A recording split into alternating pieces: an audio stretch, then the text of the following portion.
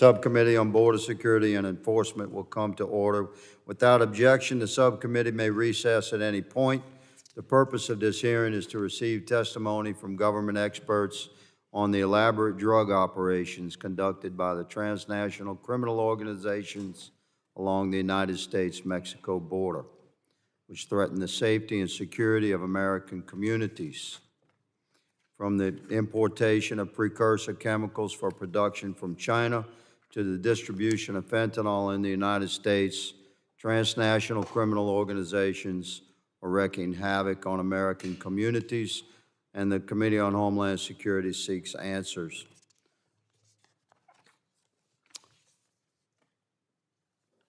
I'll wave on Esposito. Okay. I now recognize myself for an opening statement. Good afternoon, gentlemen. Thank you for being here, and welcome to the Subcommittee on Border Security and Enforcement hearing on fighting the flow of fentanyl from the southwest border. The purpose of today's hearing is to examine the Biden administration's failures and perhaps to examine some areas of shared success with previous administrations. We welcome our witnesses from the Office of the National Drug Control Policy, the Department of Homeland Security, the Drug Enforcement Administration, and I thank you all for being here today. I'd like to begin by thanking our Customs and Border Protection frontline agents and officers who work tirelessly every day to protect our country, despite the negligent policies that they're subject to and the lack of support that they have reported from the Biden administration. Every day, transnational criminal organizations use America's complex highway systems to smuggle illicit drugs such as deadly fentanyl and human beings into our country. These criminal organizations pose an enormous threat to the United States as they undermine our public safety and flood our streets with drugs. The Centers for Disease Control and Prevention, CDC, cites drug poisoning as the leading cause of mortality due to injury in the United States.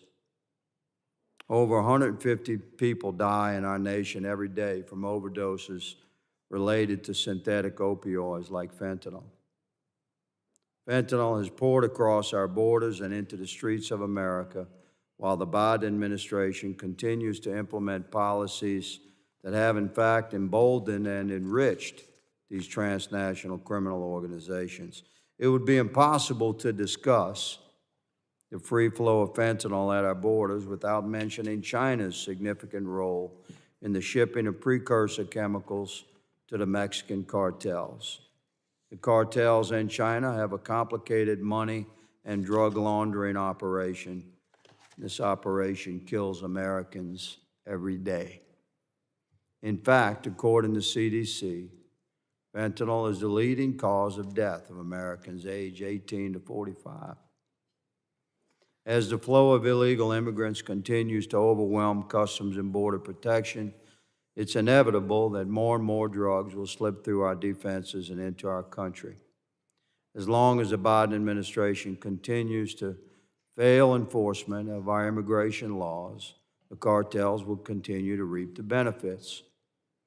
Secretary Mayorkas has been derelict in his duties and has failed his country. He's continuously refused to enforce immigration law. He's refused to prosecute illegal entries and refused to utilize previous immigration tools that had been proven effective.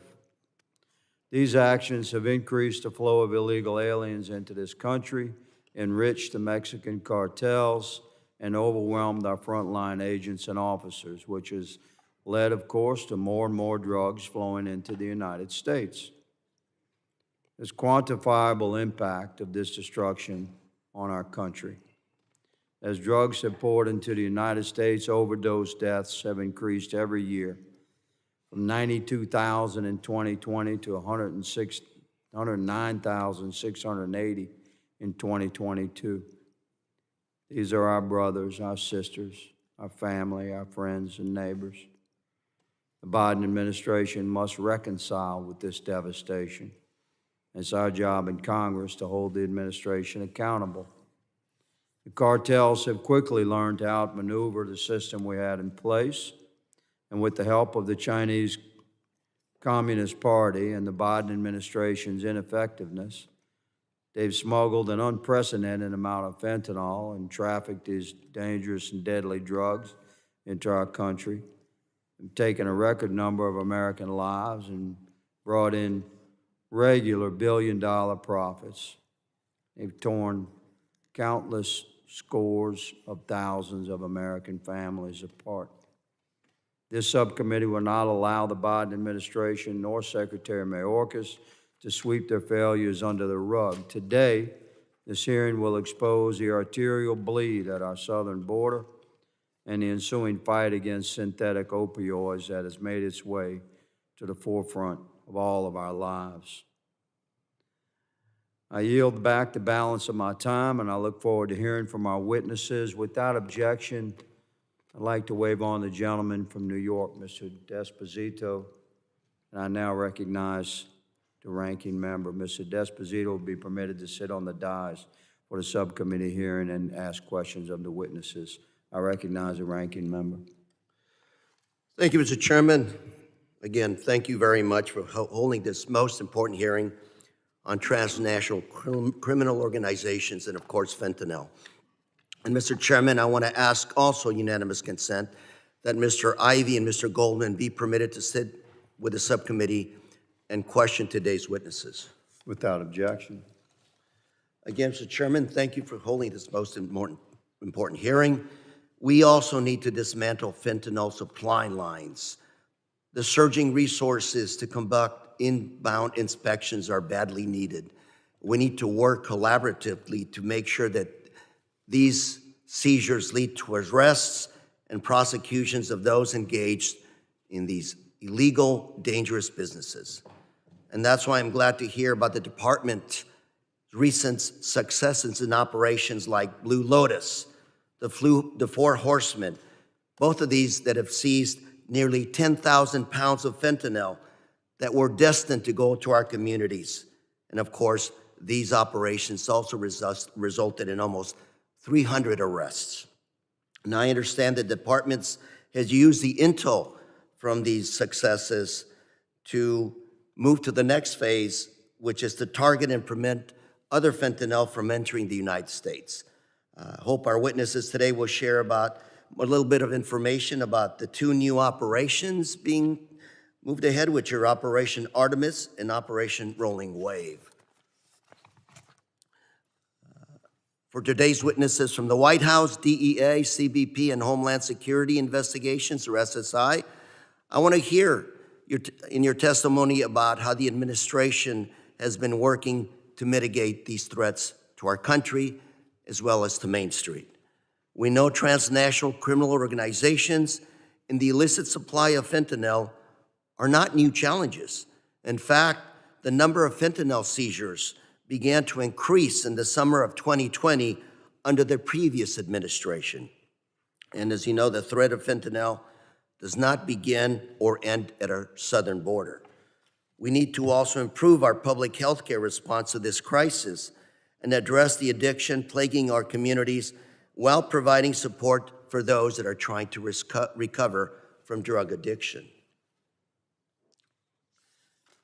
And of course, to tackle transnational criminal organizations and fentanyl, we can't just focus on seizures alone.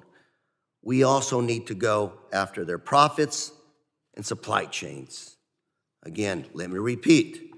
We also need to go after their profits and supply chains.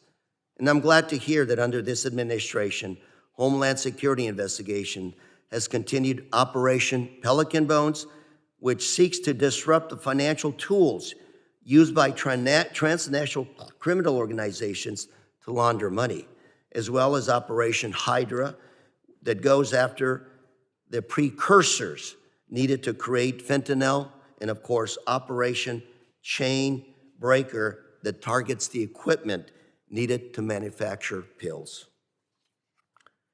Initiatives like these, gentlemen, to dismantle illicit networks and limit TCO's financial accesses are needed.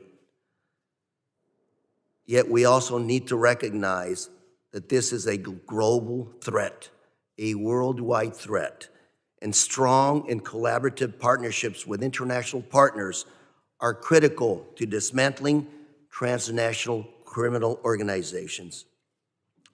And that's why this morning the chairman and I introduced the Bipartisan Cooperation on Combating Human Smuggling and Trafficking Act, which would direct Homeland Security investigations to expand its transnational criminal investigative units. These vetted and trained units of foreign law enforcement work with HSI to investigate transnational criminal organizations, aiming to stop human smuggling and the flow of dangerous drugs before they reach our borders. I hope my colleagues across the aisle will continue to join me in calling for responsible action, like expanding these transnational criminal investigative units and putting more resources towards our ports of entry, instead of throwing around harmful rhetoric about invading Mexico, our second largest trading partner, and of course, a critical partner in fighting transnational crime. While I have focused primarily on the law enforcement action we can take to dismantle transnational criminal organizations, we must also recognize that this isn't only a border issue, it's also a public healthcare challenge. These criminals across the world seek to make record profits at the cost of lives, American lives, on Main Street. There is widespread untreated drug addiction in our streets, leading some individuals to consume dangerous substances that may be laced with fentanyl. Hope our witnesses today from the Office of National Drug Control Policy can speak also to the administration's strategy to reduce the demand for illicit drugs on our streets.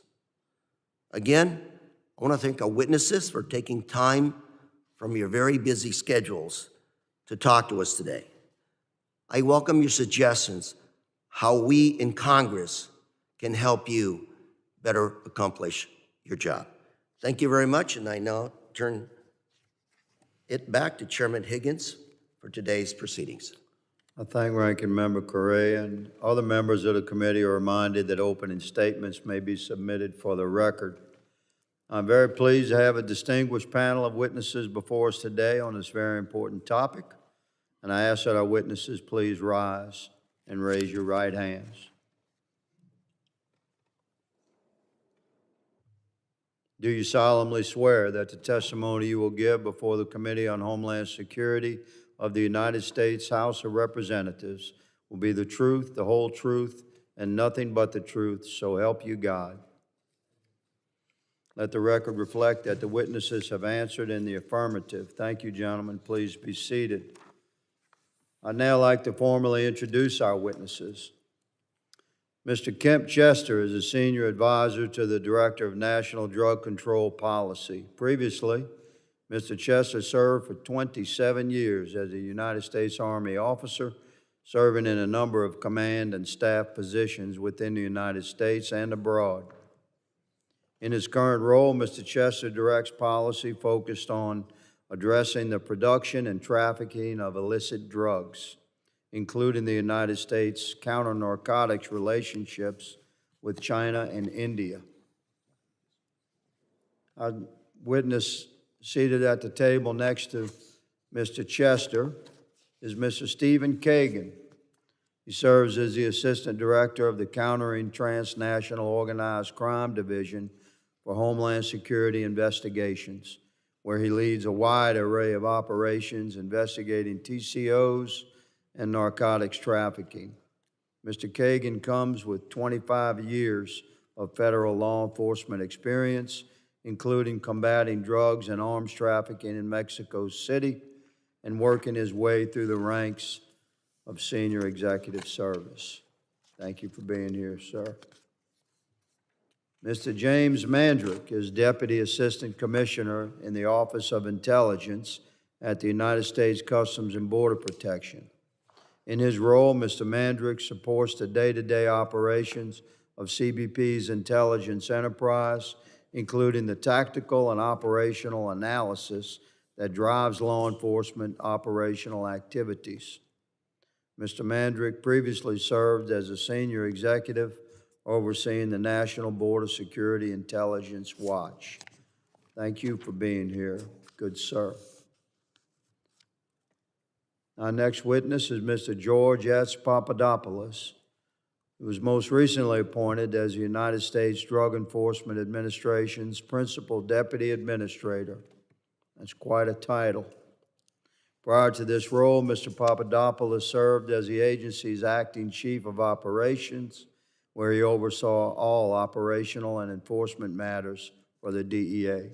Thank you for being here today, good sir. Mr. Tyrone Durham is the acting director of the nation's State Threat Center in the Office of Intelligence and Analysis at the Department of Homeland Security.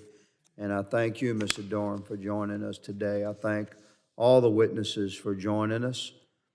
And I now recognize Mr. Chester for 5 minutes to summarize his opening statement.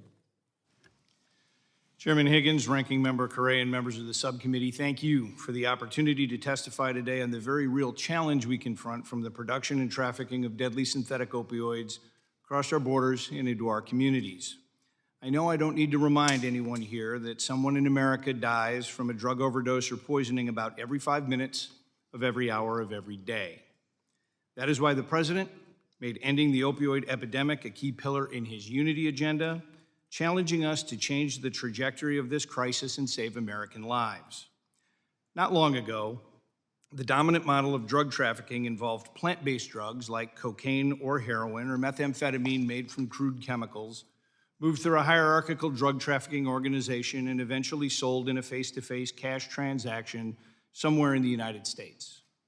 While that structure still exists, it has been joined by a synthetic opioid production and supply chain that operates as a global business and exploits the structure of legitimate commerce to obtain precursor chemicals, move funds, and make internet-based sales of raw materials and finished drugs using both fiat and cryptocurrency. And today, the ability of an American teenager to find illicit drugs is literally in the palm of their hand and as simple as opening a social media app. We are in the midst of a strategic transition between two eras, where the cultivation and production of large volumes of plant-based drugs has not ended, but the era of small volume, high-potency synthetic opioid production has clearly begun. This problem does not start at our border, and it will not end at our border, and it is a national security and economic prosperity problem as much as it is a law enforcement and public health one. In April of this year, the administration announced its strategic approach to disrupt the global illicit fentanyl supply chain. We call this approach commercial disruption, which focuses and synchronizes all the tools of national power to simultaneously attack 4 key vulnerabilities in the supply chain: precursor chemicals, the pill presses, dye molds, and encapsulating machines used to create counterfeit pills, the commercial shipping that moves these items around the world, and the flow of financial benefits and operating capital to those involved in the illicit drug industry. As part of this, we maintain close and mutually beneficial partnerships with key countries such as Mexico and India, who play a role in preventing the proliferation of these dangerous synthetic drugs and in advancing our efforts to disrupt their supply chain. And so for an issue in which United States and PRC interests align, we are disappointed that they've chosen not to substantively engage with the United States on counter-narcotics for more than a year. But this is a global problem, and United States leadership is essential. Under our leadership, the international community has scheduled nearly a dozen precursor chemicals, and we've raised global awareness of the illicit synthetic drug supply chain. Last week, Director Gupta joined Secretary of State Blinken for the first meeting of the Global Coalition Against Synthetic Drugs. More than 80 countries convened at the ministerial level to accelerate efforts against synthetic drugs. Our efforts to reduce the presence of these drugs in our communities must be closely linked with our equally strong efforts to decrease their use. And the administration is committing a historic level of resources to lower the demand for these drugs and keep Americans safe from their harms. The simple truth is, it cannot be easier to get illicit drugs in America than it is to get treatment. We are seeing some signs of progress. Just today, the CDC released new data on provisional drug overdose deaths showing a continued flattening of drug overdose deaths through early 2023, halting a period of rapid increase from 2019 to 2021. But that is not enough. Now is the time to redouble our efforts, accelerate our work, and move this nation and the world beyond a crisis that has vexed us for the better part of a decade. People in the throes of addiction are in a fight every day, and they should expect nothing less from us as well. On behalf of Dr. Gupta and the hardworking people at the Office of National Drug Control Policy, I would like to thank this subcommittee and your congressional colleagues for your leadership and bipartisanship on this incredibly difficult issue. Ending the opioid and overdose epidemic demands the best efforts of us all, and we look forward to continuing our work with you. Thank you, and I look forward to your questions. Thank you, Mr. Chester. I now recognize Mr. Kagan for 5 minutes to summarize his opening statement. Thank you, Chairman. Chairman Higgins, Ranking Member Correa, and distinguished members of the committee, thank you for the opportunity to be here today to discuss Homeland Security Investigation's efforts to disrupt and dismantle transnational criminal organizations and combat the flow of illicit fentanyl into the United States. As a principal investigative component of the Department of Homeland Security, HSI combats transnational criminal organizations at every critical location within the illicit supply chain. Internationally, where TCOs operate and manufacture illicit narcotics. At our nation's physical borders, where smugglers attempt to exploit America's legitimate trade, travel, and financial systems. And domestically, where the criminal organizations earn substantial profits from selling this poison to our friends, neighbors, and family members. The threat posed by TCOs is pervasive. These organizations do not limit themselves to a single criminal enterprise and have evolved beyond narcotic smuggling into polycriminal organizations involved in weapons trafficking, cybercrime, human smuggling, money laundering, and more, all of which HSI investigates. HSI combats TCOs by using its unique, broad investigative authorities to enforce over 400 federal laws and target TCOs from multiple investigative angles. Simply put, HSI attacks the entire illicit network. Mexican cartels have taken over fentanyl production and operate on an industrial scale, where they obtain precursor chemicals from China and synthesize these chemicals in Mexico to produce the deadly poison. Chinese criminal organizations further facilitate the trafficking and distribution of fentanyl pills through the sale of industrial pill press equipment to Mexican cartels. The Mexican cartel's ability to traffic deadly fentanyl into the United States is greatly enhanced by Chinese money laundering organizations. Chinese money laundering organizations have developed sophisticated networks in the US, Mexico, China, and throughout Asia to facilitate their money laundering schemes. These organizations have a vast global infrastructure to clean illicit proceeds for various criminal organizations, mostly including Mexican cartels. HSI's counter-TCO efforts begin abroad, where we have the largest international investigative presence within DHS, comprised of hundreds of HSI special agents, strategically assigned in 93 offices in 56 countries. This includes offices located in Mexico, where the vast majority of fentanyl is produced, and throughout the Asia-Pacific region, where the precursor chemicals originate. HSI's international efforts are greatly enhanced by our transnational criminal investigative units, or TCIUs, comprised of vetted foreign law enforcement officials and prosecutors who lead some of HSI's most significant and mutually beneficial extraterritorial investigations and prosecutions targeting TCOs. At our nation's physical borders, HSI works with our DHS partners to combat TCO movements of illicit goods. HSI's Border Enforcement Security Task Force, or BEST task forces, represent one of the agency's premier tools for turning border seizures into TCO toppling investigations. HSI's partnerships, including task force officers from CBP and DEA, are integral to the whole of government approach in countering TCOs that traffic narcotics that threaten the public safety of the United States. There are currently 90 bests comprised of law enforcement officers from more than 200 agencies and National Guard units. HSI is simultaneously attacking the illicit narcotics supply chain through an intelligence-based counter-narcotics operation that blends traditional investigative and analytical techniques with interagency collaboration, industry partners, and computer-based tools to disrupt and dismantle the chemical supply chain. The interdiction of precursor shipments plays a key role in disrupting the TCO's ability to produce a finished product before it even gets to our borders. HSI's Operation Hydra has seized or disrupted the delivery of more than 3 million pounds of precursor chemicals that were destined for narcotics production in Mexican labs in Mexico. HSI has also launched a targeted enforcement campaign to combat fentanyl. This year, HSI and CBP initiated Operation Blue Lotus, which surged resources to key locations, both domestically and internationally, to target fentanyl and develop criminal cases along the southwest border. Operation Blue Lotus resulted in the seizure of more than 8,200 pounds of fentanyl, thereby decreasing the flow of illicit fentanyl smuggled into the United States from Mexico, while simultaneously illuminating TCO networks. Working alongside our partners here today, HSI remains dedicated to stemming the flow of illicit narcotics at every critical location within the supply chain. Thank you again for the opportunity to appear before you today and your continued support for HSI and our enduring effort to attack the flow of illicit fentanyl into the United States. I look forward to your questions today. Thank you, Mr. Kagan. I now recognize Mr. Mandrick for 5 minutes to summarize his opening statements.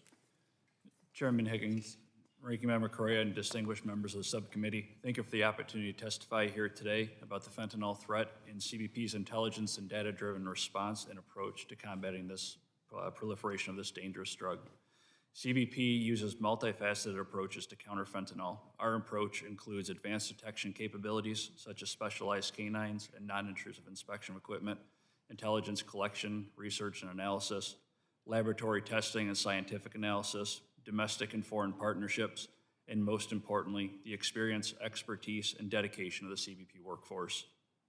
This enforcement posture has led to record-level seizures, including over 22,000 pounds of fentanyl so far this fiscal year, the equivalent of over 90 million doses and over $1 billion in cartel profits. Today, I'd like to provide a little more information about the composition of the fentanyl seized by CBP, current production and smuggling trends, and the significance of our enforcement efforts within this threat landscape. When it comes to composition, this fiscal year, 88% of the fentanyl seized by CBP has been in pill form, continuing the trending shift away from powder. The concerning shift indicates an increased sophistication of the transnational criminal organizations to control production and mimic legitimate pharmaceuticals that ultimately target unsuspecting end users. Another growing trend we've witnessed is the expanded use of xylazine as an adulterant in fentanyl to extend a user's high.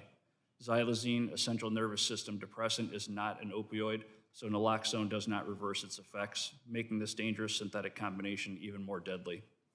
The production of illicit fentanyl entering the U.S. shifted back in 2020. At that time, fentanyl was produced as a finished product in China, then smuggled into Mexico, and then onward to the United States. Over the past 3 years, production has shifted to Mexico-based TCOs that infiltrate supply chains to import precursor and pre-precursor chemicals, primarily from China, and then recruit or coerce scientists to produce metric tons of finished fentanyl.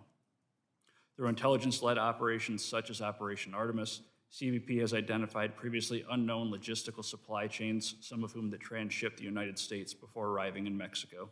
Discoveries that have led to changes in cargo inspections and processing and resulted in significant seizures of precursors, pill presses, and dye molds, as well as the identification of unknown criminal actors.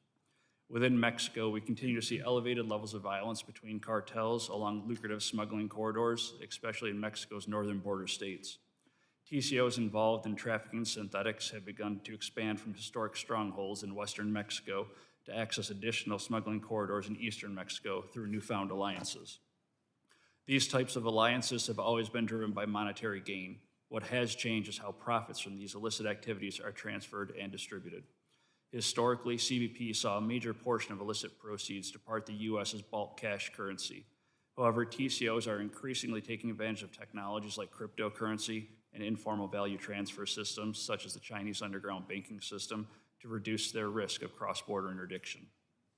Exploitation of these systems allows for immediate transfers of illicit profits from the U.S. to the TCO hierarchy in Mexico, and in many cases, these money transfers are done cheaper than historic laundering options, and in most cases with guaranteed success for the customer. Furthermore, TCOs continue to seek opportunities to move their illicit profits from the U.S. without currency or monetary instruments, including trade-based money laundering and the acquisition of firearms in the U.S. that are smuggled into Mexico to help control those corridors.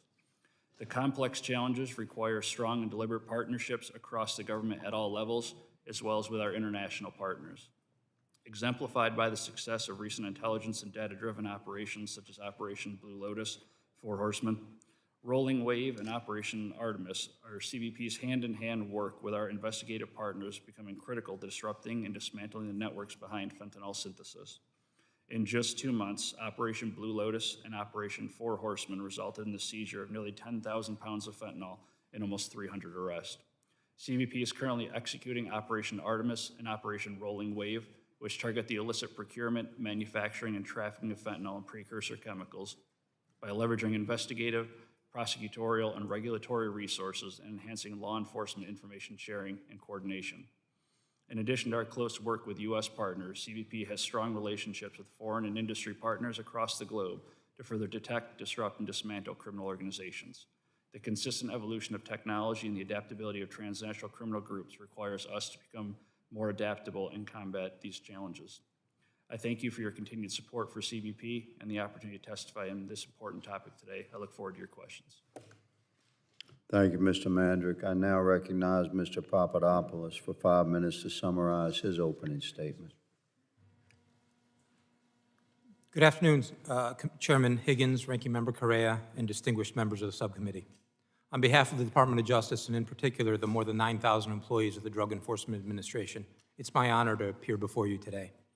Today's hearing comes at a critical moment in our country's history, and I thank the committee for bringing attention to this important topic. Our nation is in the midst of a devastating drug poisoning epidemic that claimed the lives of nearly 110,000 people in 2022. That's about 1 death every 5 minutes, or more than 300 mothers and fathers, sisters and brothers, and most tragically children dying every day, with countless more non-fatal drug poisonings. I've had the privilege of being a DEA special agent for 27 years and have served in locations as diverse as Detroit, Michigan, and Athens, Greece. I worked at the DEA Special Operations Division and most recently was Deputy Chief of Operations responsible for all foreign offices. I can assure you that the drug poisoning epidemic that our country is facing today is unprecedented. In 2022, DEA seized more than 58 million fentanyl-laced pills and 13,000 pounds of fentanyl powder. That's nearly 400 million deadly doses that didn't reach American streets, and more than enough to kill everyone in the United States.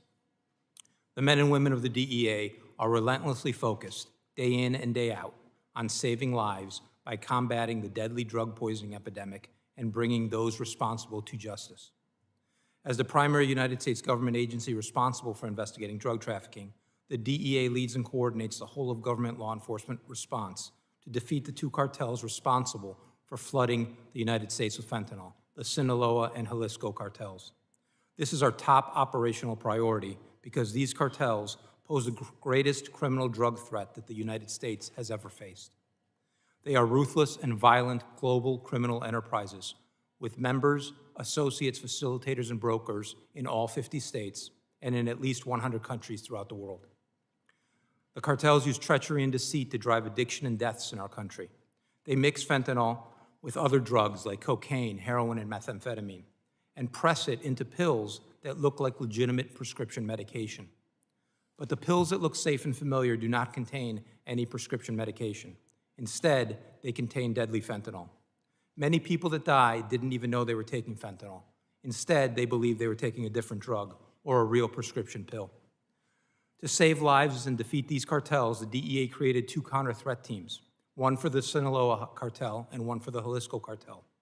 These teams synthesized DEA intelligence for a data-driven approach to mapping and strategically targeting the cartel's entire network and infrastructure, and to identify key nodes that can be exploited. Our counter-threat teams regularly send target packages to DEA offices across the country and around the world that are used to initiate or enhance investigations. Along with our interagency partners, we've had some recent success against the cartels. In April, we announced the results of an 18-month undercover investigation, Operation Royal Flush, which resulted in the indictment of 28 members of the Sinaloa cartel, including Chapo Guzman's sons. The indictment describes the cartel's entire network and supply chain, from China to Mexico to Main Street. During this investigation, which included 32 DEA offices around the world and operational activities in 10 countries, we seized more than 22 million potentially deadly doses of fentanyl. In May, we announced the results of Operation Last Mile, which focused on the cartel's U.S. distributors. During this year-long effort, we arrested more than 3,300 people in the United States, seized more than $104 million in cash and assets, and took nearly 8,500 guns off the street. Most importantly, we stopped more than 193 million potentially deadly doses of fentanyl before they reached U.S. communities. And just last month, we announced the results of Operation Killer Chemicals, which focused on the precursor chemicals needed to manufacture fentanyl. We charged 8 Chinese nationals, and for the first time, 4 Chinese companies with conspiracy to manufacture and import fentanyl into the United States. These individuals and companies sold enough precursor chemicals to produce millions of potentially deadly doses of fentanyl. While we've had some success, there's clearly more work to do. The men and women of the DEA are committed to saving lives and defeating the Sinaloa and Jalisco cartels, and will relentlessly pursue cartel leaders, members, associates, and facilitators to ensure that they face justice for their crimes. Thank you for the opportunity to testify before you today on this important topic. I look forward to your questions.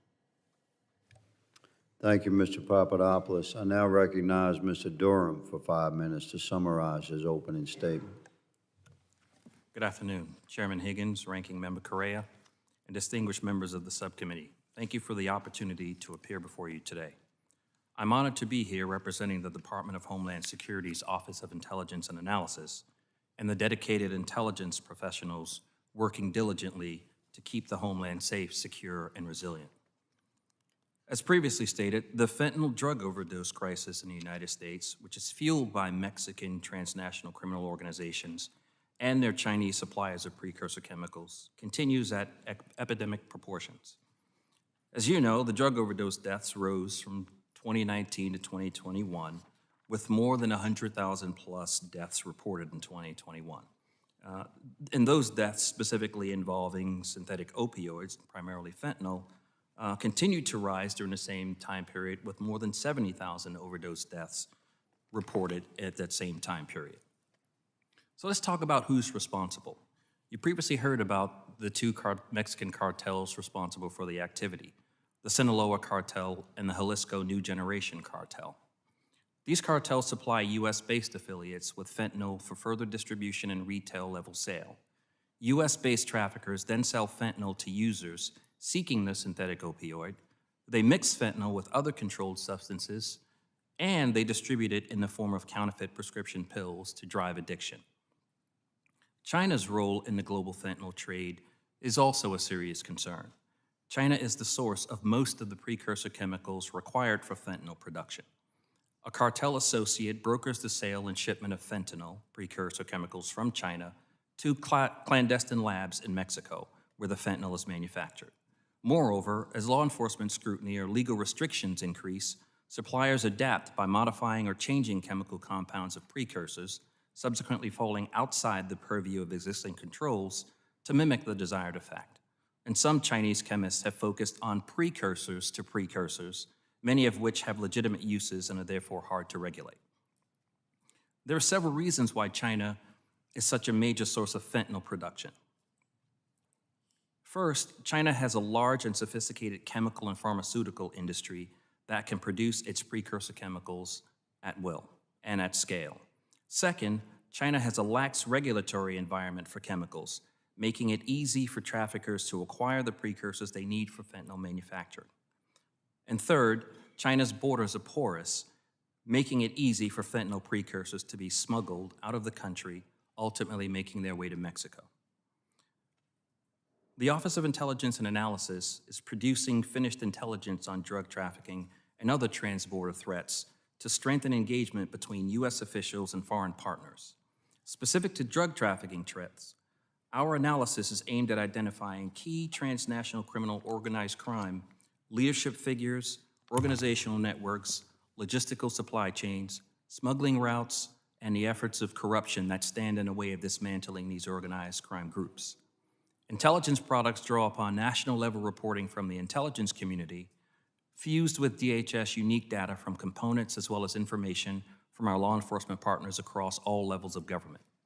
This finished intelligence product related to TCOs are written at the widest possible dissemination level for distribution to our federal, state, local, tribal, and territorial partners, and when appropriate, shared with our foreign partners in Mexico. INA's deployed intelligence personnel work closely with DHS components, state and major urban area fusion centers, and other law enforcement agencies to gather, analyze, and report information that is uniquely available from these partners. Thank you again for the opportunity to appear before you today to discuss this critical threat and for your continued support of the Office of Intelligence and Analysis. We remain committed to keeping the homeland safe, secure, and resilient, and will continue our efforts at home and abroad to uphold the national security and public safety of the United States. I look forward to your questions. Thank you, Mr. Durham. Members will be recognized by order of seniority for their 5 minutes of questioning. An additional round of questioning may be called after all members have been recognized. I now recognize myself for 5 minutes of questioning. Mr. Papadopoulos, I'd like to ask you, in your opening statement, you cited that you've identified major distribution hubs in cities, including Phoenix, Los Angeles, Denver, and Chicago. Is that in your opening statement? Yes, sir.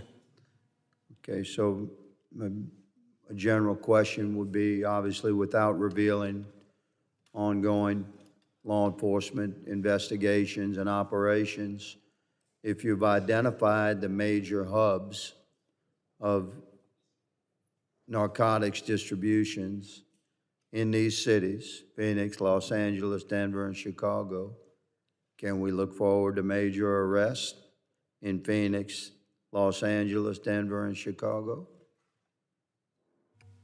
Yes, sir. As you know, the DEA is constantly working these investigations. I mentioned Operation Last Mile, which was announced in May, which is a year-long effort focusing on the U.S. distributors of these cartels, where we arrested over 3,300 people, seized $104 million in cash and assets, and took about 8,500 guns off the street. That was across the entire U.S. Understood. The American citizenry ask common sense questions, and we are sworn by our oath and to convey those questions. And it's a good question.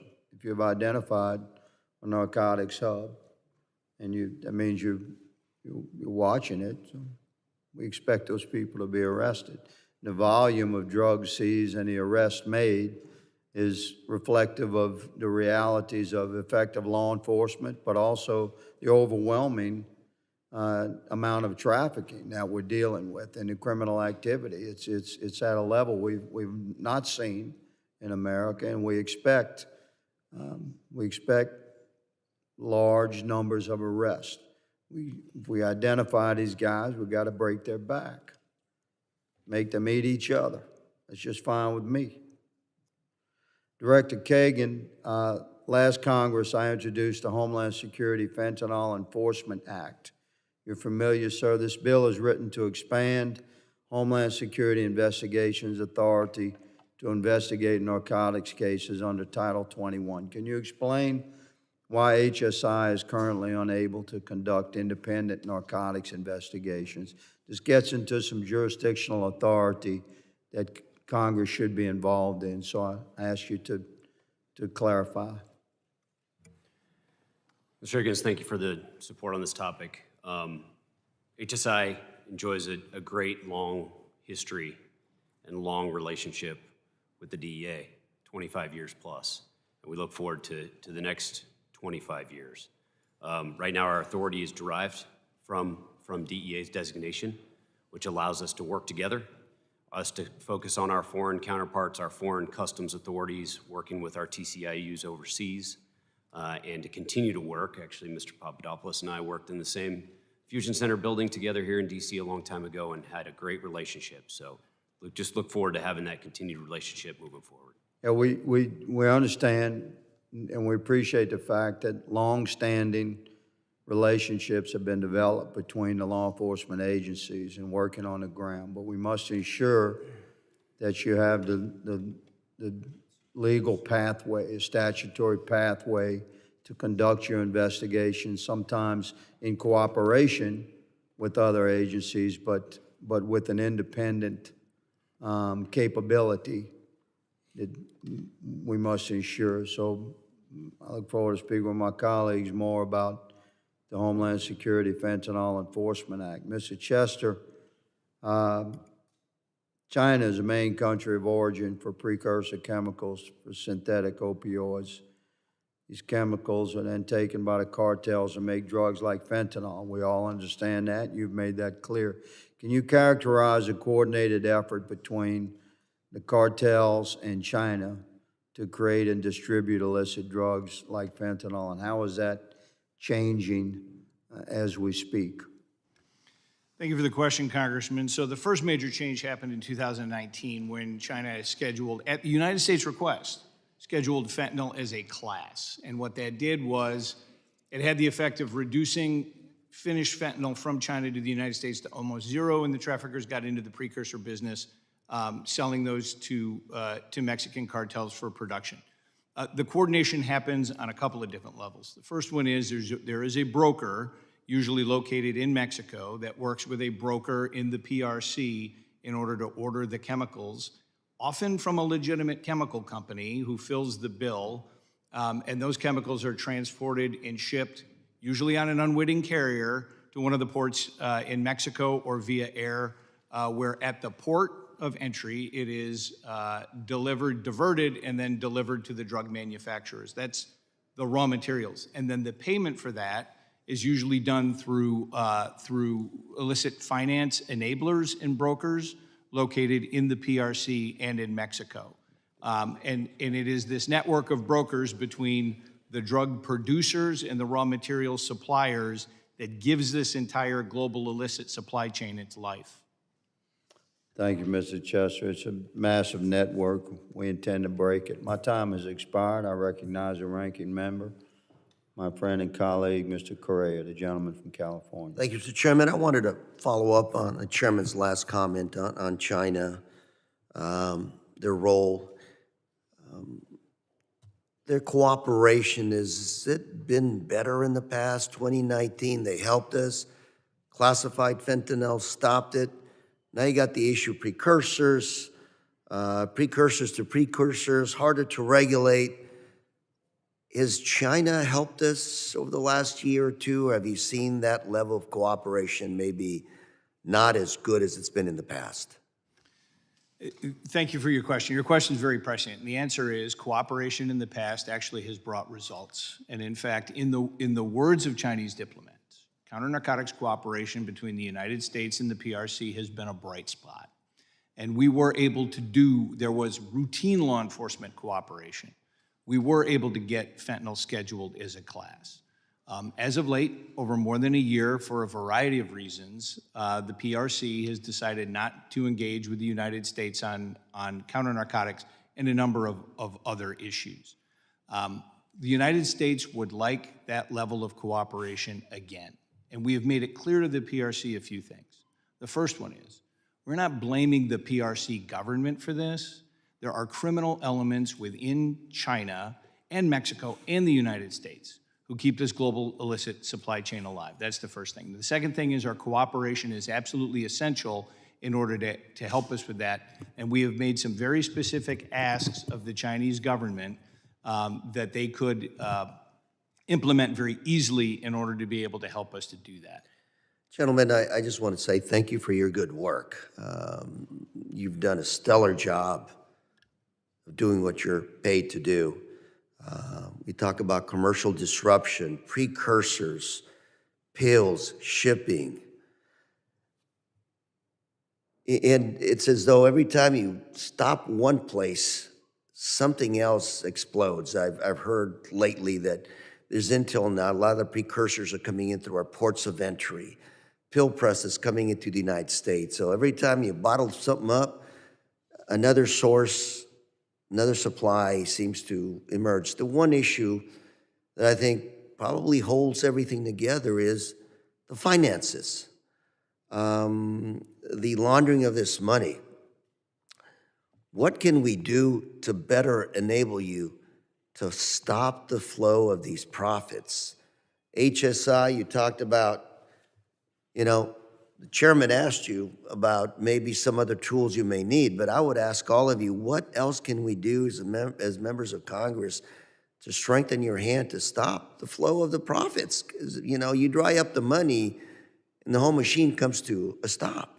I mean, right now what we're witnesses in this country is a massive transfer of wealth from American pocketbooks to somewhere around the country, around the world. Please, open it up for comments. Since you mentioned HSI, I'll take that. Money is moved in multiple ways, and they're ever evolving. You just mentioned the fact that we stop one thing that the Chinese are doing and they move in a different way. The same thing happens with money laundering. It's bulk cash, it's trade-based money laundering, it's cryptocurrency movement of money right now. One thing, and I come back to, begin and end in China. China has taken over, Chinese money laundering organizations have taken over the network, the money movement network, which we're all focused on, as everybody sitting up here is focused on that. They're able to charge much lower percentages than other people have in the past because of their vast network around the world. But HSI that's what we do. We like to go after their money. We like to go after their toys. Because when you take their money away, then they can't flourish. So, and I've asked you directly, I called you out because I've seen you work. And I've seen some of your results when I've been down to San Isidro. I've taken a tour of your operations. Yes, sir. And all of you doing a stellar job. And the half minute that I have left, I would just ask you all as a challenge to let us know what we can do as Congress to strengthen your hand when it comes to money laundering. It's not an easy solution. You got 20 seconds. You're not going to give me the answer. But I'd love all of you to go back and give us some, wish list, legislatively, what tools and what resources you need to stop the flow of drug money. In my opinion, that's the best punch you can give these folks when it comes to fentanyl. Thank you, Mr. Chairman. Time is up. Turn it over back to you. Gentleman yields. The gentleman from Oklahoma, Mr. Brasheen, is recognized for 5 minutes for question. Thank you, Mr. Chairman. I appreciate you all being here today. There's no doubt this is a crisis. Just in Oklahoma alone, the state that I'm a representative for, we've seen a 735% increase in fentanyl deaths, and that has occurred from 2018 to 2022. 326 deaths in 2022 in Oklahoma. In 2018, it was 39. And I think probably every member of this committee has some personal point of contact with somebody that they know of who has lost their life or has a direct connection. It's really sad. I guess what I want to zero in on, and I'll open this up to anyone, if 6 out of the 10 pills that you all are looking at, one of your testimonies a minute ago, are containing lethal overdose elements to the point that you take it unsuspectingly, it can kill you. Why are they doing that?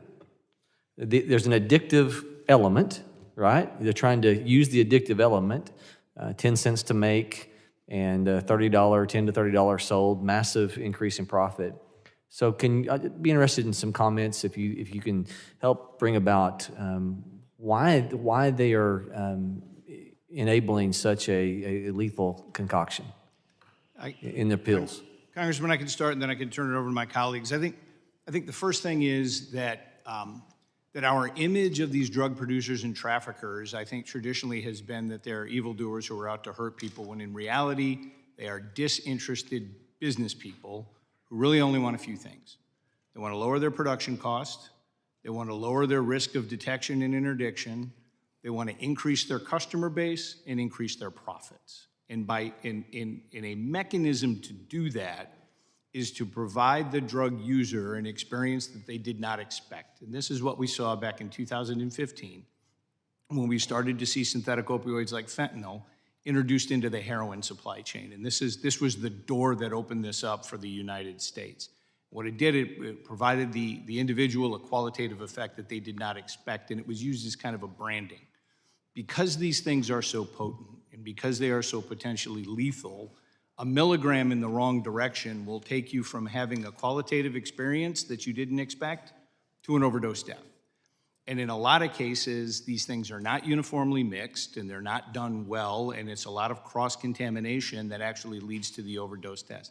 The last thing I'll tell you is, in a lot of cases, the unwitting user who may not have an active substance use disorder or does not intend to take fentanyl gets it in another counterfeit pill that they did not expect, like Xanax or Adderall or something like that. This is done in the interest of making money with a casual disinterest as to whether people are harmed or not. So I want to pivot, because I think somebody else maybe in the panel can answer this. Are you seeing it utilized as a revenge element? So you're saying, that there's nothing that's in this more than profit margin, but there's an evil intent that can lead to murder purposefully. In your investigations, are you seeing that? Sir, I can jump in. So the answer is yes. We have evidence in some of the previous cases I mentioned where the cartels knew that there was deadly fentanyl. The amount of fentanyl that they were sending to the U.S. was deadly because they tested it on human beings in Mexico, and they still sent it anyway. As Mr. Chester was saying, these are not mixed in labs. They're not sterile situations. And we've seen pills with less than 1 milligram of fentanyl all the way up to 8 milligrams of fentanyl. The average dose is 2.4 milligrams, and 2 milligrams is considered a potentially deadly dose. In regards to human trafficking, Sound of Freedom is a movie that's getting a lot of attention right now nationally, and you can sell a drug one time. Commonly being discussed is the human trafficking element that you can sell an individual multiple times. What are you seeing with the human traffic in all of your investigations?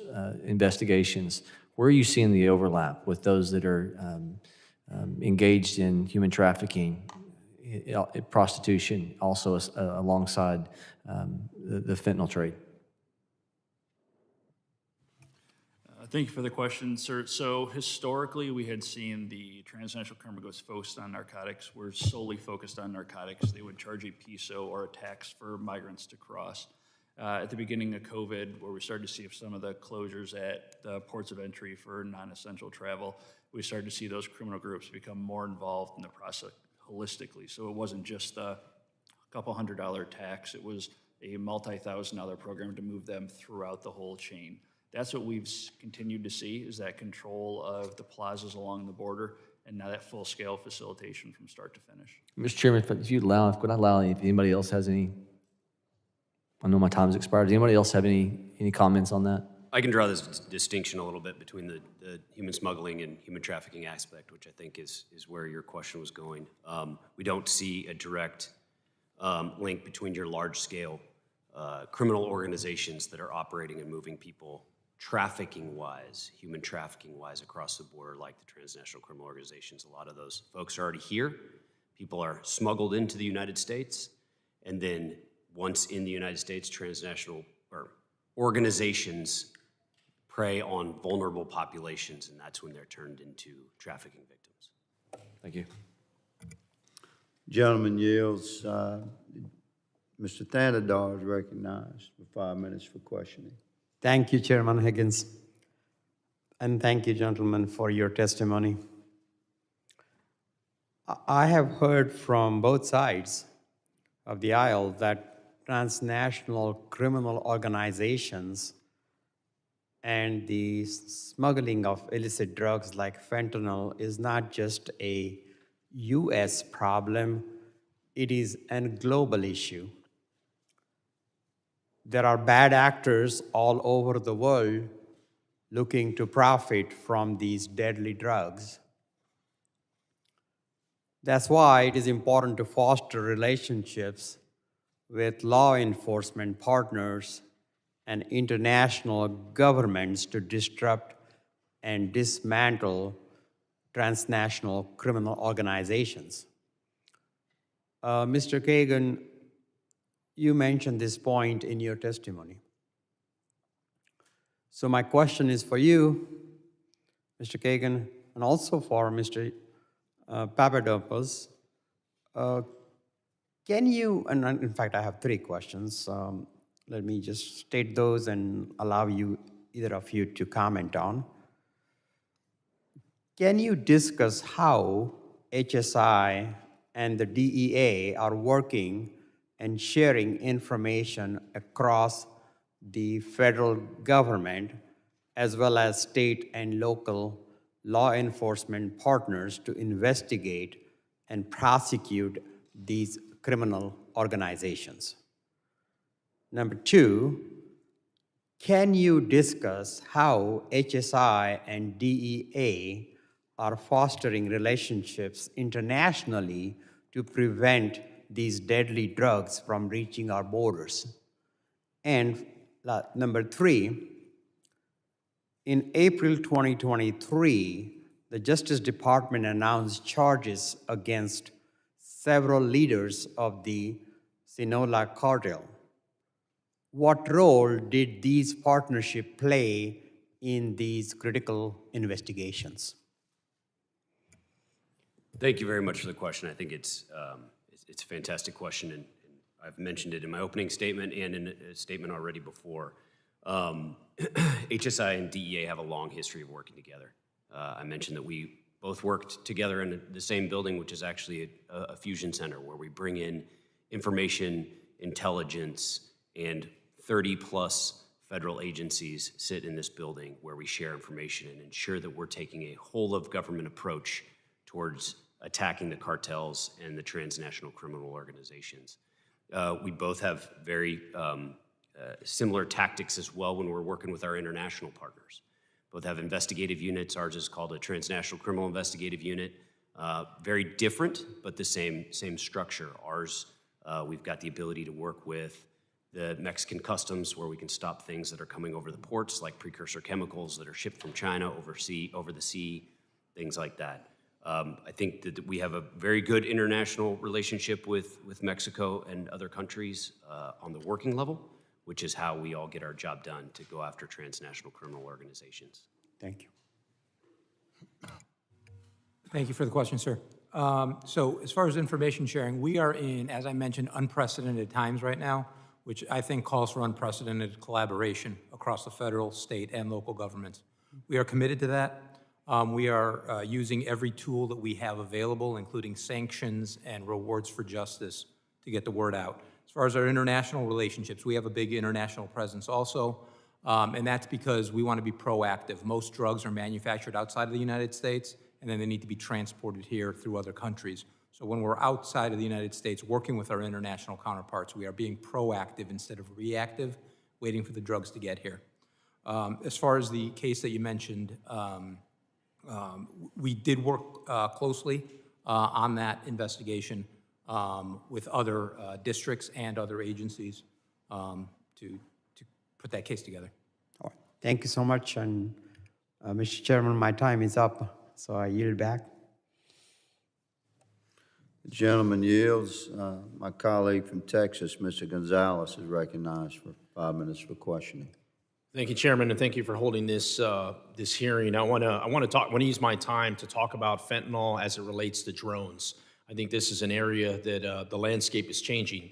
If you're watching the war in Ukraine, you're seeing that drones are the future of conflict, and that's no difference from fentanyl. And what I'm seeing on a regular basis, cartels are using drones to penetrate the United States airspace, and they're dropping off packages of fentanyl. Remember, you don't need large quantities in order to make a lot of money off of this. And then they're taking that and they're moving it around.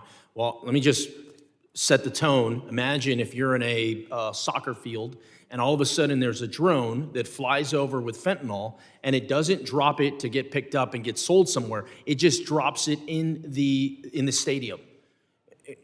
Could we live in that world? Well, guess what? We already live in that world. So I'm very concerned with the drones that are happening, and in particular in the cartels and how it's all related to fentanyl. My first question is for Mr. Mandrachek. Can you speak to any trends or observations you have seen with the recent rise in the use of drones to smuggle drugs across the border? Thank you, sir. Historically, we had seen drones almost entirely used for surveillance along the border, whether that's at a port of entry or between ports of entry, where scouts located on the Mexican side would monitor the movements and then facilitate cross-border movement from there. We have started to see an increased number of SUAS incursions crossing the border, some of which are for surveillance purposes, but we have seen increased use, smuggling of some narcotics, primarily hard narcotics, those that, as you mentioned, don't require larger quantities for movement.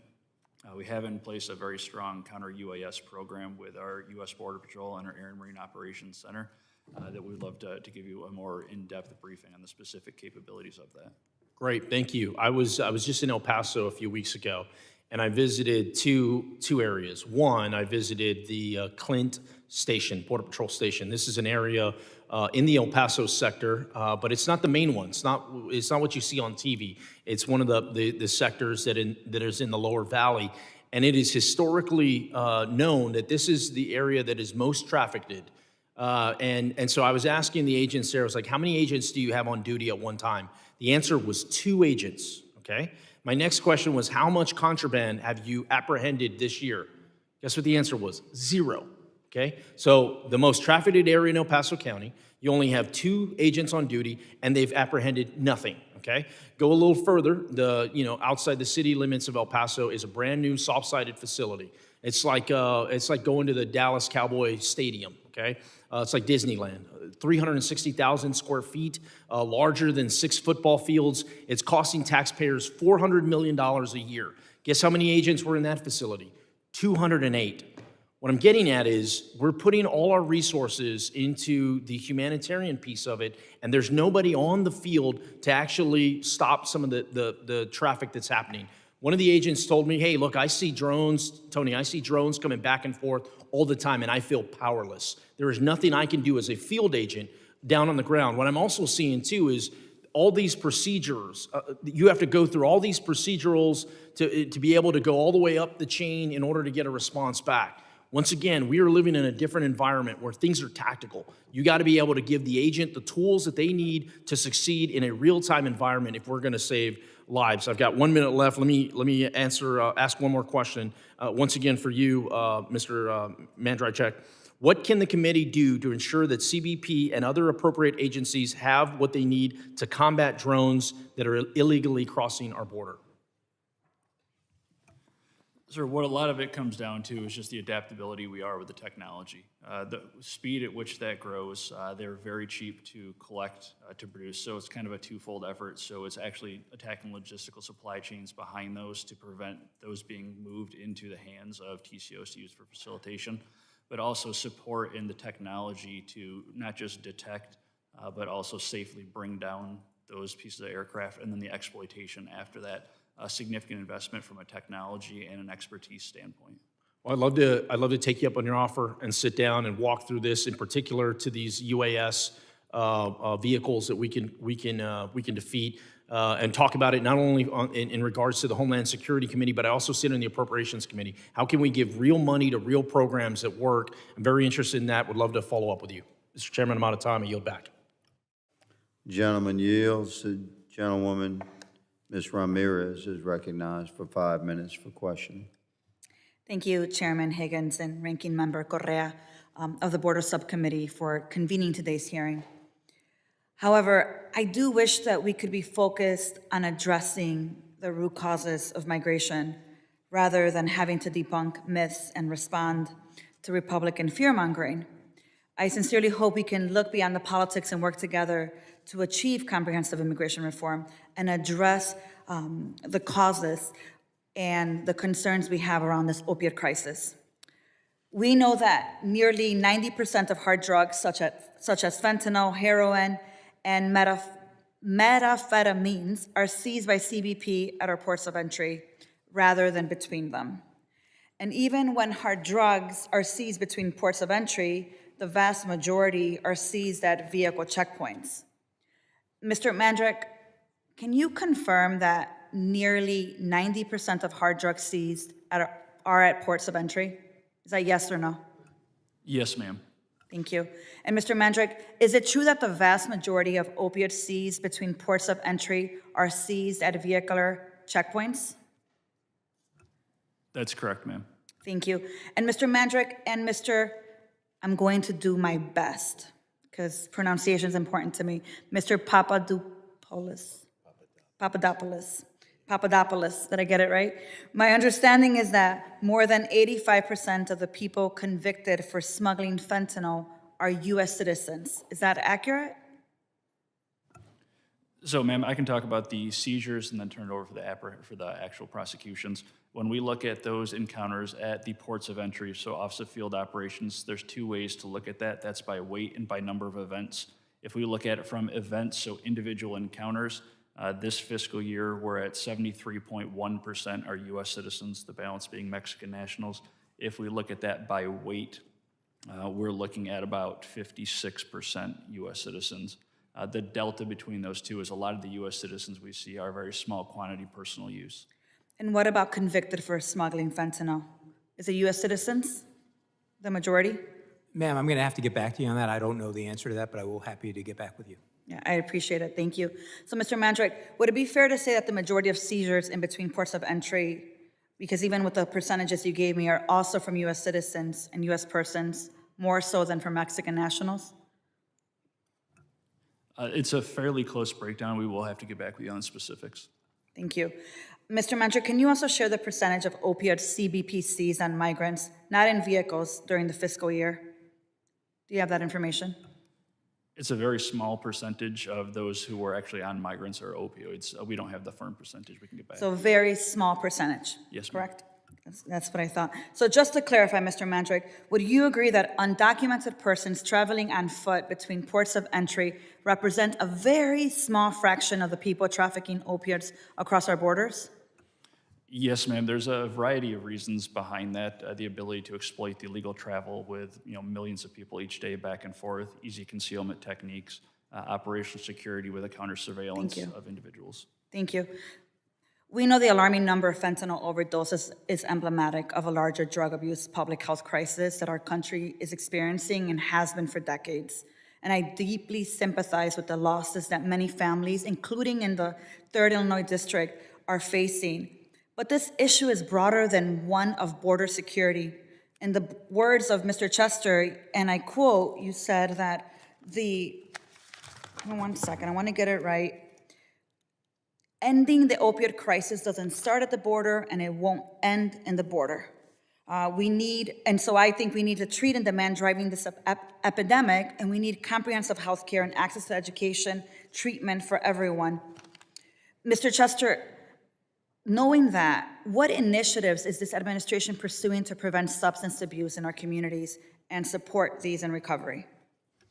Thank you very much. And you stated correctly, right? The efforts that we take to keep these drugs out of our country have got to be complemented by strong public health efforts in order to be able to reduce their demand. And it really starts with prevention, particularly youth prevention.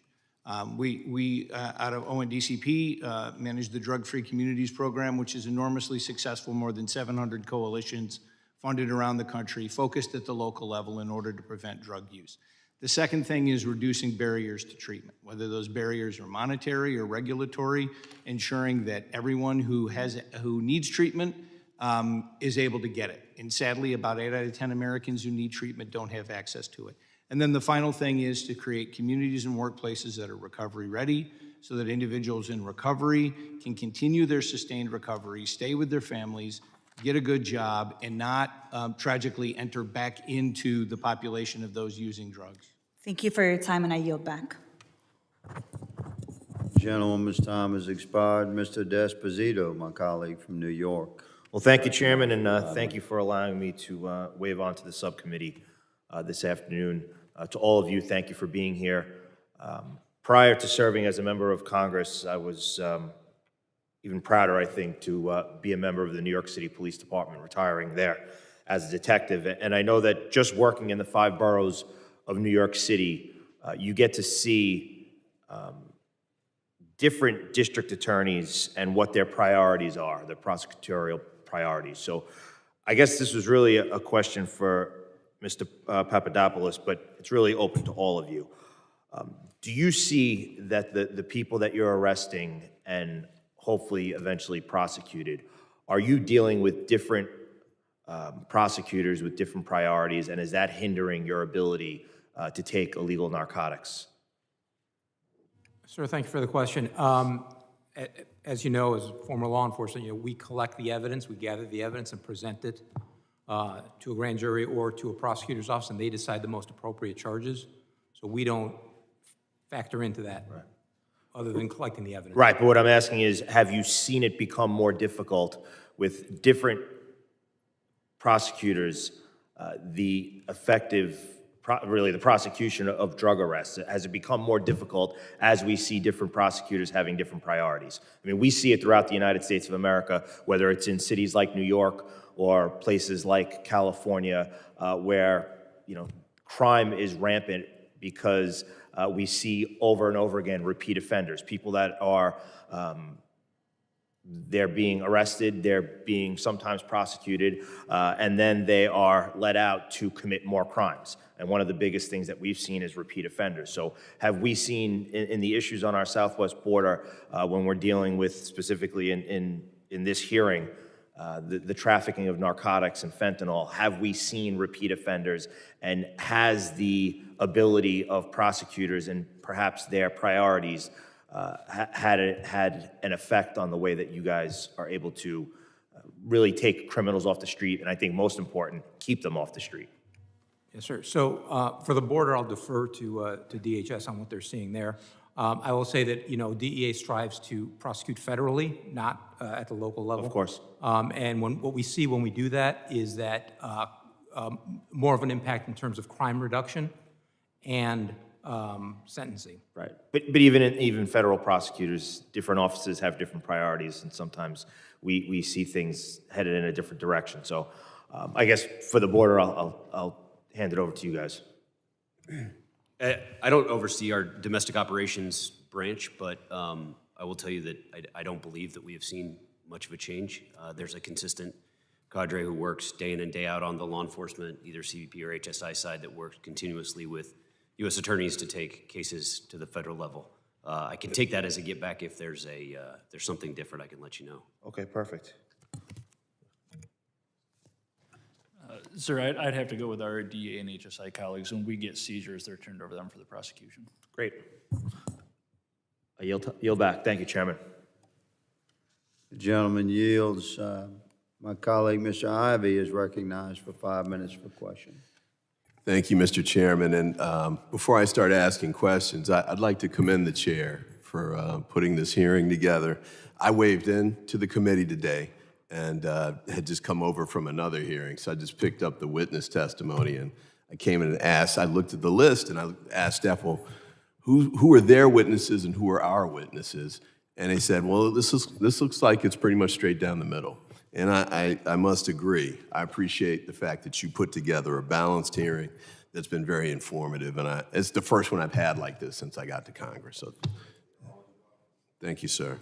I did want to follow up on Mr. Gonzalez's questions about the drones issue, because when we went down to, I guess it was in Brownsville, and we were talking with some of the Border Patrol agents, they were echoing what he said. They said there was a lot of drones, that it's increased a lot, that more of them are being used to now ship the drugs, and that they were outnumbered. The ratio of 17 to 1 sticks out in my mind for some reason.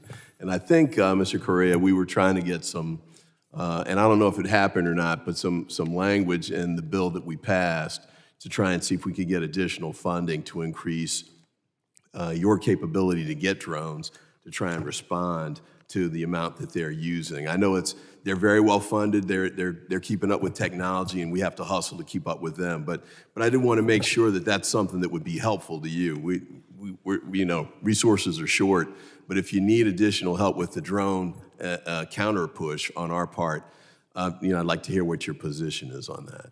Absolutely, sir. Drones are something that's not going away. We're going to continue to see those, whether it's surveillance or narcotics movement. We also support the vast majority of SEER activities take place, so Super Bowl, large-scale events with the counter-UAS approach. So it's a holistically beneficial program. Yeah, I think there's legislation that's coming through the House, but it's got multiple committees because there's multiple types of jurisdiction. So that means it's got a hard path to travel, but hopefully we can get there, and with your push, it might help to move it forward. So thank you for that. I wanted to ask you, too, about China and some of their activities. I think one of you said that they have porous borders, and so it's easy for bad actors to ship precursors and the drugs out. And then I believe it was Mr. Chester who mentioned that to the extent China is being cooperative, it can really enhance our efforts to reduce the drug flow. What kinds of additional steps can we take in your view? And I know this is ticklish, you're not State Department necessarily, but what can we do to help to address that? Because if we can help to cut it off at the source, that would really help our issues here. Thanks very much. And I work with my State Department colleagues on this literally every day, and they do a remarkable job help managing this relationship. I think the first thing is we need dialogue with the PRC government. Routine collaboration like we've had in the past. That's the first thing. The second thing that we've specifically asked them to do is we presented them with what we call the 3 asks. The first one is implement quality, know your customer standards so that the shippers of precursors, pill presses, dye molds, encapsulating machines know that they're going to go to a legitimate business and they're just not filling every single order.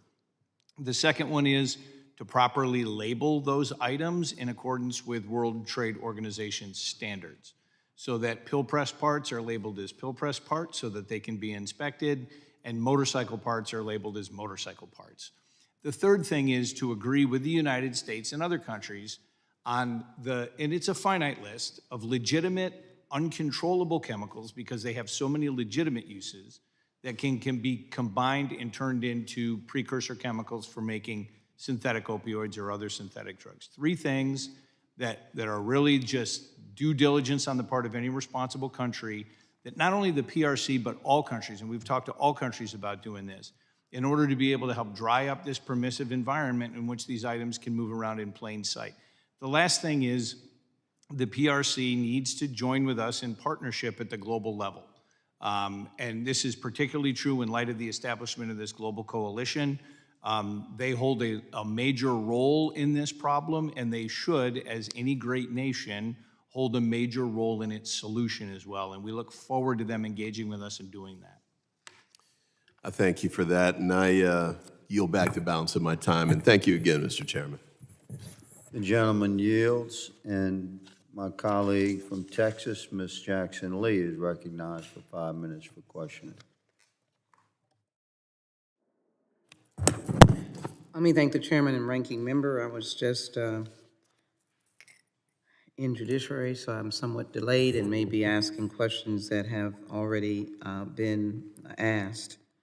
But let me start with the Principal Deputy Administrator of the DEA, the Papadopoulos, and really hone in on the DEA's work with respect to opioids and the fact that fentanyl, which is synthetic, is found in drugs for medical use and is sometimes used to lace other drugs, and as well are sold online, come in pink pills, multicolor pills.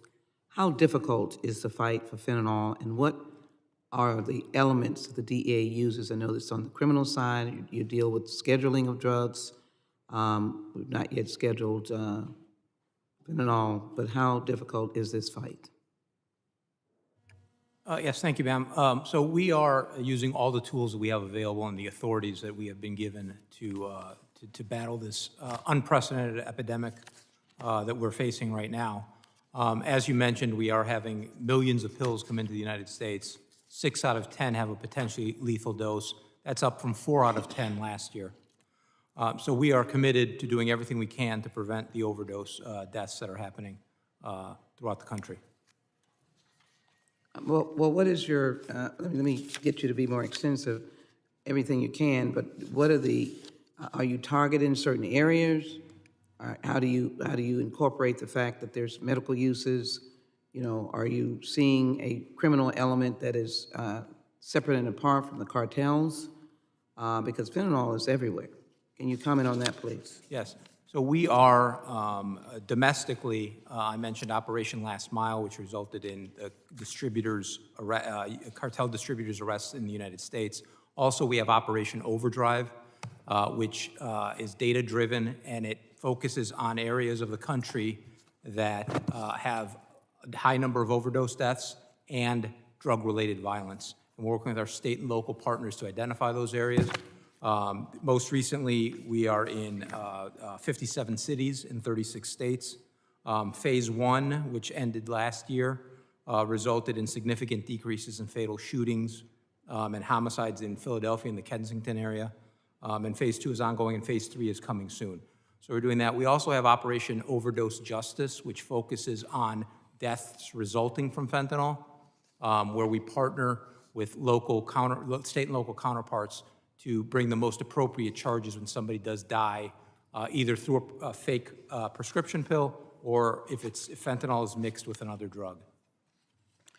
Let me thank you very much. I am in the business of stopping fentanyl and particularly the impact that it's had on our children. I want to ask Mr. Chester what is being done as relates to research for treatments and opioid addiction, but particularly the impact on school children. And at this time, Mr. Chairman, I'd like to introduce into the legislation, my legislation, which is Stop Fentanyl Now Act of 2023.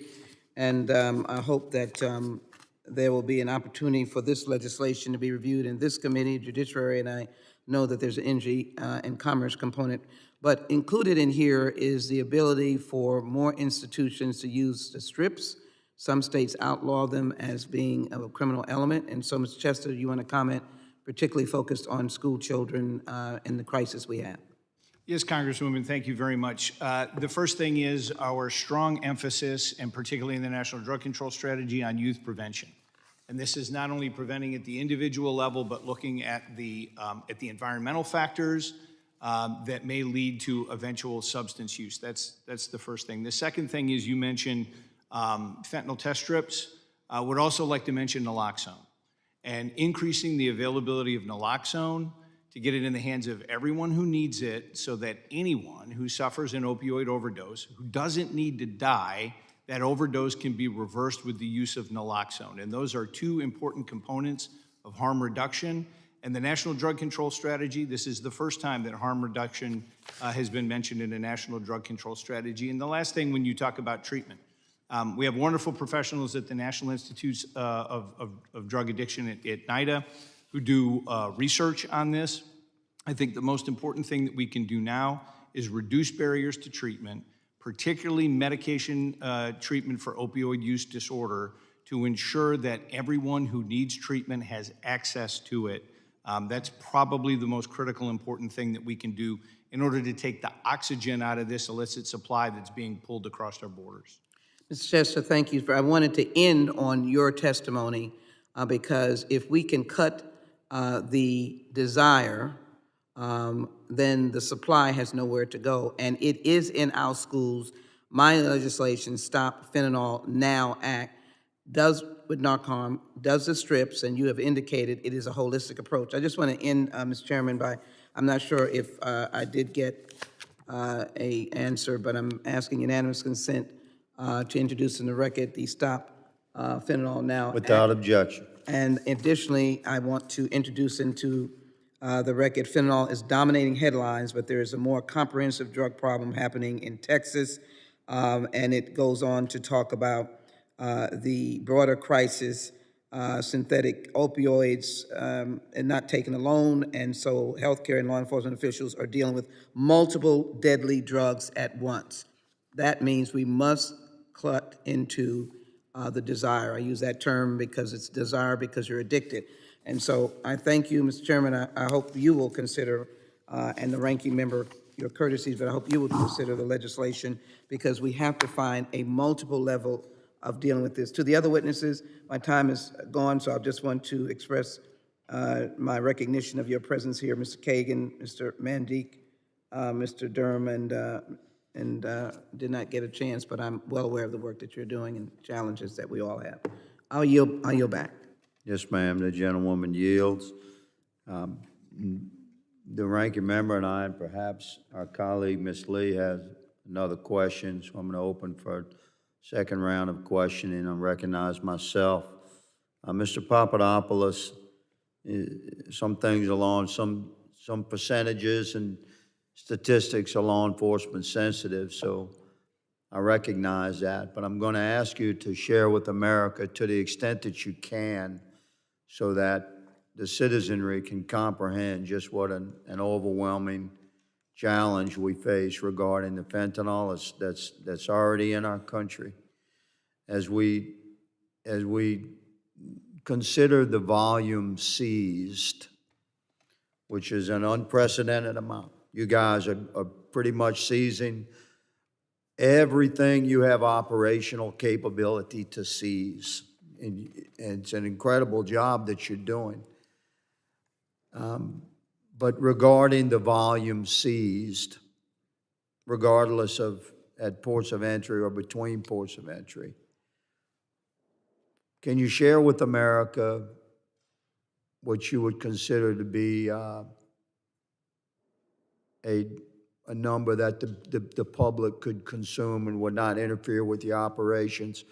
What's the percentage of seizures versus the totality of volume that has come into our country?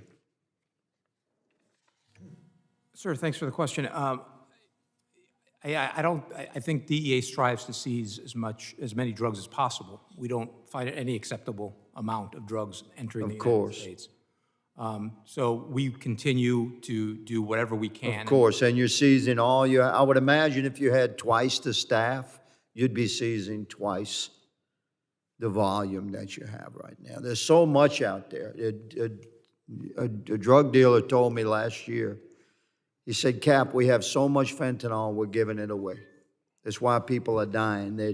They want their product to be more popular on the streets, so they're making it heavier. And this guy has been in the game for quite some time, is incarcerated. And he said that they essentially are giving volumes away, and when people start dying, they reel it back. He said that they abandoned volumes of fentanyl if they're going to cross state lines, if they're moving an operation to another state, because it's so much cheaper to replace the fentanyl than it is to risk the interstate trafficking. So you're seizing unbelievable volumes of fentanyl. But how does that volume compare with what, in your estimation, would be the total? Are you seizing 25%, 50%, 15%?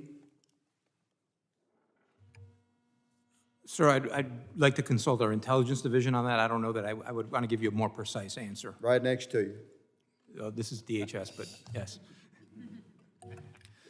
Sir, so a little explanation first. The challenge with something like fentanyl is being synthetic. There's no agriculture-based place to get an initial estimate. So unlike cocaine or marijuana, where we can kind of do an oversight to see general cultivation estimates, we can't do that with synthetics like fentanyl or methamphetamine. When we look at it holistically from an intelligence perspective, it's probably within that 25% mark based off demand in the Thank you. I think that's an honest answer. That's an honest answer, and this will paint the picture for America of the challenge that we face. I yield the balance of my time and recognize the ranking member for additional questions.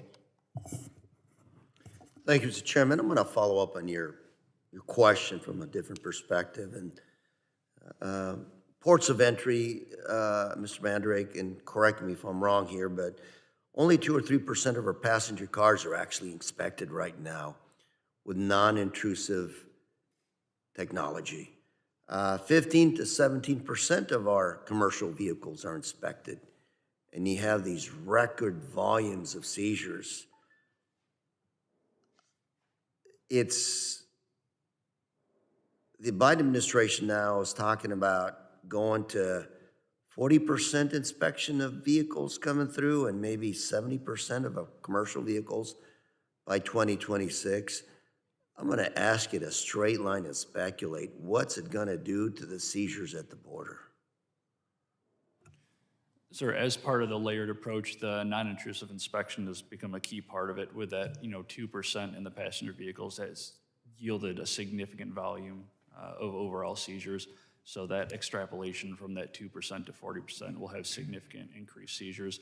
And once you layer in things like the officer intuition, the canine capabilities, those seizure volumes are going to continue to increase. And again, if I heard you earlier, all of you, your testimony, you're looking at drones now being a way of actually bringing in fentanyl into the United States. Is that correct? There certainly is that potential, yes, sir. I mean, I don't know what a drone costs, and I don't know what the value of a payload would be, but if we do a cost-benefit analysis, I'd imagine you can just flood any part of our border or borders to come up with a very profitable situation. Yes, sir. The majority of the drones we've seen commercially available, things like the DJI, a couple $100 to $1,000 of payload capacities, 5-ish kilograms plus or minus, depending on what you're willing to pay. And how much would that be in terms of value of fentanyl?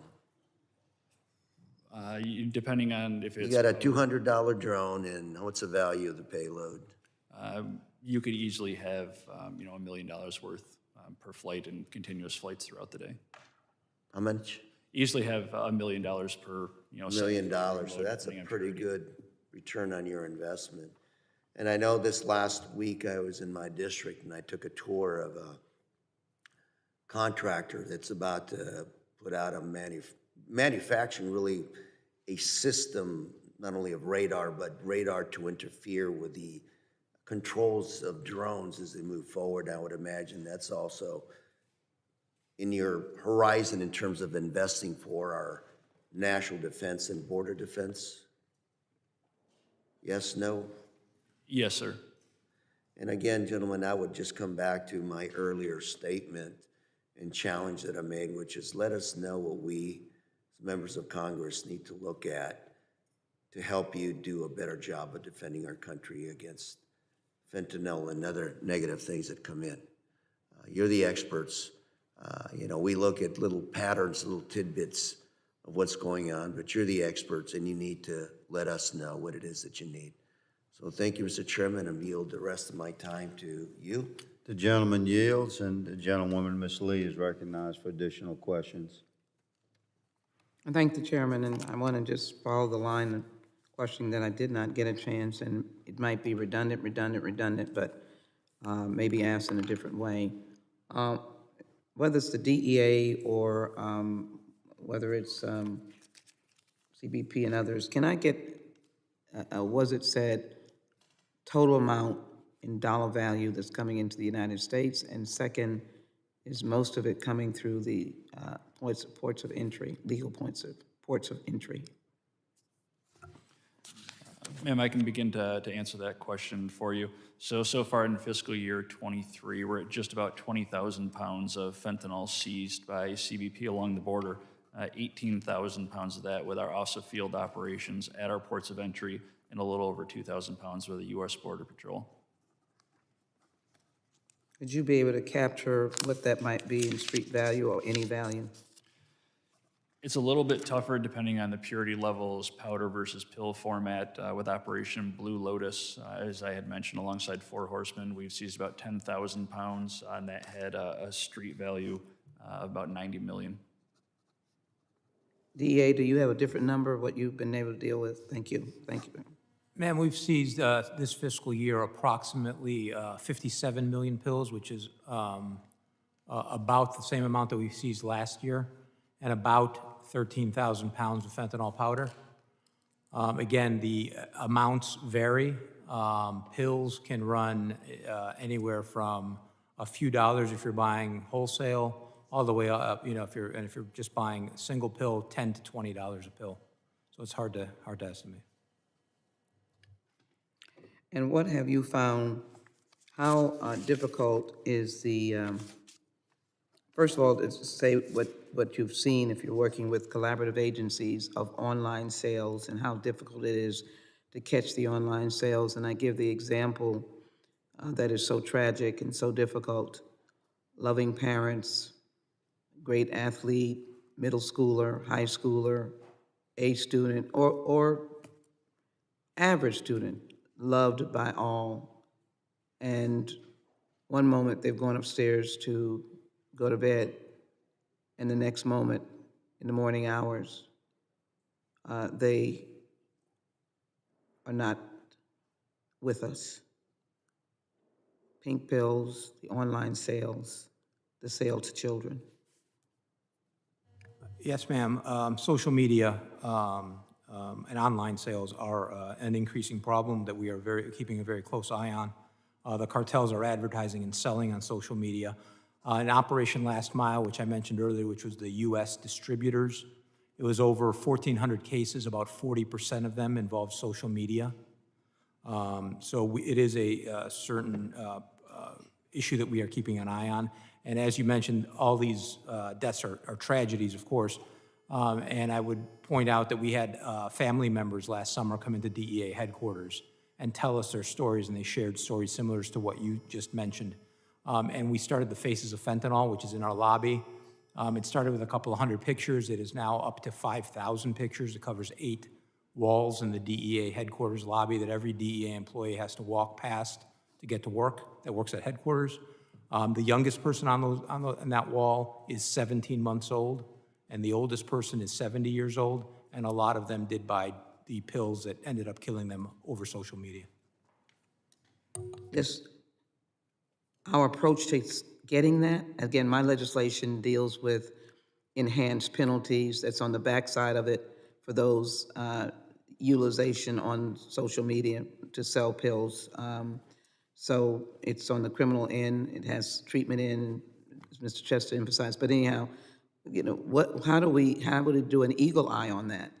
Those sales on that phone or that iPad, or when you're alone and you order them and they come in whatever package, or you send it to somebody else and you have pink pills and you take them. Yes, ma'am. And that goes back to getting the word out. Public awareness is a big part of this, in addition to enforcement. The social media companies, frankly, have to do more. When I was growing up, if you wanted to buy drugs, you needed to know somebody that had them or where to go to get them. Right now, everybody with a smartphone knows a drug dealer, unfortunately, and that includes their kids. Getting the word out is going to help with that. And I mentioned earlier, we're in an unprecedented crisis, which requires unprecedented collaboration, including with social media companies, because with that collaboration, we will save lives. Thank you very much. I think you're absolutely right. I am a rabid supporter of the First Amendment, but we have a crisis of, you've got 5,000 and growing. We have a crisis around children, and there is a level of responsibility that we must demand. And I thank you for these numbers. Thank you. I yield back. Gentlewoman yields. I thank the witnesses for their valuable testimony and members for their questioning. Members of the subcommittee may have some additional questions for the witnesses. We would ask that the witnesses respond to these in writing. Pursuant to Committee Rule 7D, the hearing record will be held open for 10 days. Without objection, the subcommittee stands adjourned.